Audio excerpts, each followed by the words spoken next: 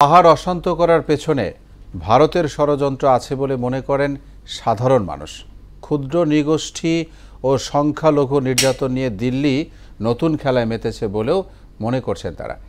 এদিকে বিব্রতকর পরিস্থিতি এড়াতে বিষয়টি দ্রুত সমাধানের তাগিদ দিয়ে আন্তর্জাতিক বিশ্লেষকরা বলছেন ভারত সরকার জাতিসংঘ অধিবেশনেও ঘোঁট পাকাতে পারে। আরও জানাচ্ছেন রেজা খান।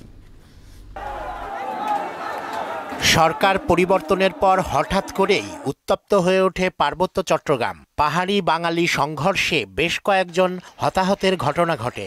সন্ত্রাসীদের হামলায় মারা গেছেন এক সেনা কর্মকর্তাও। পরিস্থিতি নিয়ন্ত্রণে সান্ধ্য আইনও জারি করা হয়।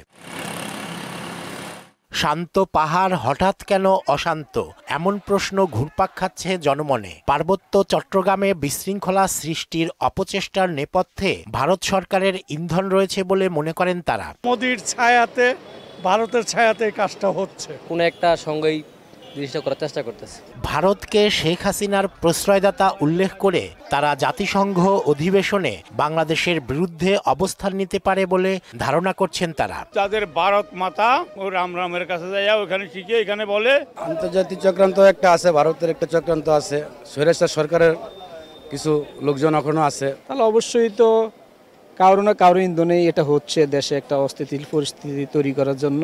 আর আন্তর্জাতিক সম্পর্ক বিশ্লেষক ASM আলী আশরাফ বললেন, শেখ হাসিনার পতনের পর বাংলাদেশের বর্তমান পরিস্থিতি জাতিসংঘ সাধারণ পরিষদ অধিবেশনের আলোচনায় উঠে আসতে পারে। জাতিসংঘে বিভিন্ন লেভেলে এগুলো নিয়ে আলোচনা হয়। সেই আলোচনাগুলো মানবাধিকার সম্পর্কিত আলোচনা, সেই আলোচনাগুলো অনেক সময় ইন্ডিজেনাস পিপলস রাইটস সম্পর্কিত আলোচনা হয়। এখন যদি একটা কেয়ারটেকার গভর্নমেন্ট আছে, স্বভাবতই সেই সরকার একটু বিব্রত বোধ করতে পারে যদি এটা ঠিকমতো ম্যানেজ করতে না পারে। পাহাড় সহ সারা দেশে মব জাস্টিস বন্ধ করতে না পারলে অন্তর্বর্তী সরকার বিব্রতকর অবস্থায় পড়তে পারে বলেও মন্তব্য করেন তিনি। মণিপুরের বিদ্রোহীরা সক্রিয় হয়ে ওঠা, বাংলাদেশে পাহাড়িদের পুরনো সমস্যা সক্রিয় হয়ে ওঠা, এগুলোর মধ্যে কোনো যোগসংযোগ আছে কিনা। রেজা খান, মোহনা সংবাদ, ঢাকা।